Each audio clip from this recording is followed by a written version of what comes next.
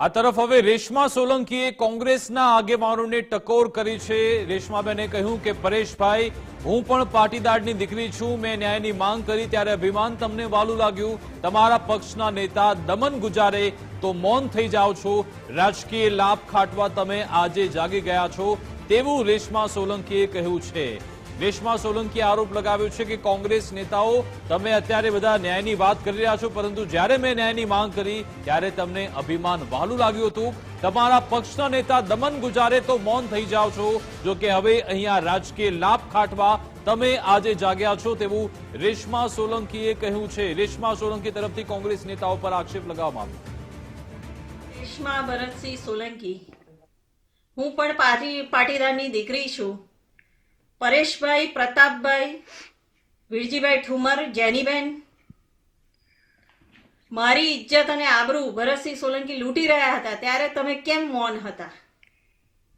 મેં તમારી પાસે ન્યાયની ભીખ માંગી હતી, પણ તમને ત્યારે સમાજ દીકરીના સ્વાભિમાન કરતા તમારું અભિમાન વહાલું હતું। આજે પણ હું તમારી પાસે ન્યાય માટે જ આવી છું। તમારા પક્ષના નેતા દમન આચરે ત્યારે મૌન થઈ જાઓ છો, પણ આજે તમે જાગ્યા છો તો મને આશા છે કે માવડીઓ અને બહેનોનો ભાઈલો બનેલા પરેશભાઈ, તમે અમને ન્યાય આપશો કે પછી માત્ર રાજકીય લાભ ખાટકવાનો હોય ત્યારે જ જાગો છો અને ઢોંગ કરો છો? આ પાટીદારની દીકરી તમારી પાસે ન્યાયની ભીખ માગે છે। જેનીબેન, તમે સ્ત્રી સશક્તિકરણની વાતો કરો છો તો તમે મહિલા પ્રેસિડેન્ટ રહી ચૂક્યા છો।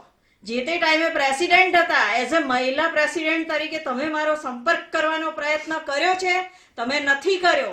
તમે કોઈ હાલચાલ નથી પૂછ્યા, તો આજે કેવી રીતે તમે જાગી ગયા છો એનો જવાબ મને આપો। હું 24 કલાકની અંદર અમરેલીમાં રાજકમલ ચોકમાં પહોંચ।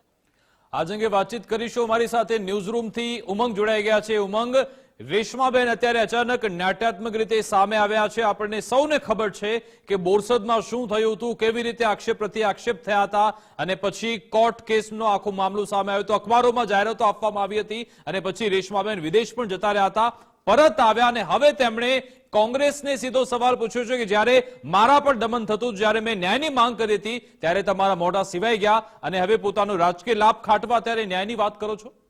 વિકાસ, આ કોક જગ્યાએથી આવેલો ક્યાંકનો માસ્ટર સ્ટ્રોક છે। જો વાગે તો કોંગ્રેસને પાછું પડતું થાય એવી પરિસ્થિતિનું નિર્માણ થઈ શકે છે આ રેશમાબેનના વિડીયો થકી। આપે જેમ કીધું કે બોરસદમાં શું થયું હતું, આક્ષેપ પ્રત્યાક્ષેપો અને આખો જે માહોલ સર્જાયો હતો ભરતસિંહ સોલંકી અને જે આખો બખેડો જે થયો હતો એમાં પછી આ બેન જે છે પાછા વિદેશ જતા પાછા આવ્યા, એટલે કોંગ્રેસ ઉપર ત્યાં જે અમરેલીના જે નેતાઓ છે કે અત્યારે જે ધરણા ઉપર ગઈકાલે ચોરે ને ચર્ચાની જે વાતો કરતા એવા પરેશ ધાનાણી, પ્રતાપ દુધાત, વિરજી ઠુમર, જેનીબેન ઠુમર, આ બધાના નામ લઈ રહ્યા છે। એનું કારણ એવું છે કે અમરેલીની દીકરીને અત્યારે જ્યારે એ આક્ષેપો કરી રહી છે, દીકરી મને પટ્ટા માર્યા હતા, રાત્રે 12 વાગે લઈ ગયાની વાત હતી, આ બધા જે આપણે બધા સર્વ આ બાબતોથી વિદિત છીએ અને એને લઈને જ આ બેન એવી અપેક્ષા રાખી રહ્યા છે કે તમારા જ પક્ષના નેતાએ મારી સાથે જે દમન કર્યું, જે તે વખતે મેં અપેક્ષા રાખી હતી તમારી પાસે કે તમે આમાં વચમાં પડી અને કંઈક થઈ શકે તો કરો, કારણ કે મારી ઇજ્જત, મારી આબરૂનો સવાલ હતો, પરંતુ એ વખતે કશું ન કર્યું। અત્યારે રાજકીય લાભ ખાંટવા માટે આ તમામ નેતાઓ કોંગ્રેસના મેદાને આવ્યા હોય તેવું રેશમાબેનનું કહેવું છે અને એટલા માટે કહી રહ્યા છે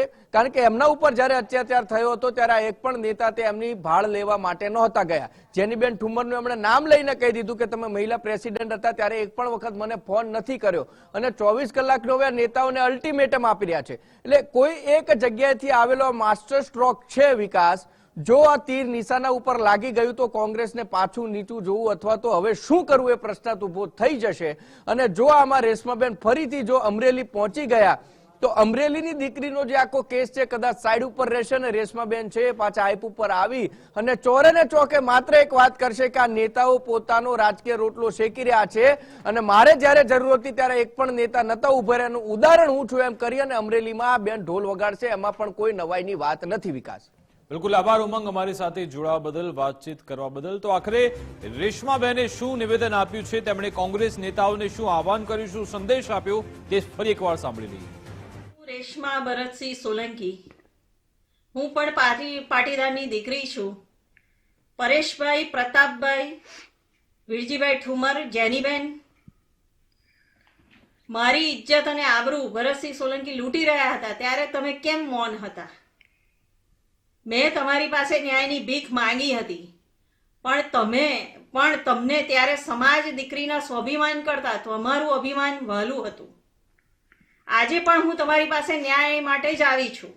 તમારા પક્ષના નેતા દમન આચરે ત્યારે મૌન થઈ જાઓ છો, પણ આજે તમે જાગ્યા છો તો મને આશા છે કે માવડીઓ અને બહેનોનો ભાઈલો બનેલા પરેશભાઈ, તમે અમને ન્યાય આપશો કે પછી માત્ર રાજકીય લાભ ખાટકવાનો હોય ત્યારે જ જાગો છો અને ઢોંગ કરો છો? આ પાટીદારની દીકરી તમારી પાસે ન્યાયની ભીખ માગે છે. જેનીબેન, તમે સ્ત્રી સશક્તિકરણની વાતો કરો છો તો તમે મહિલા પ્રેસિડેન્ટ રહી ચૂક્યા છો. જે તે ટાઈમે પ્રેસિડેન્ટ હતા, એઝ અ મહિલા પ્રેસિડેન્ટ તરીકે તમે મારો સંપર્ક કરવાનો પ્રયત્ન કર્યો છે?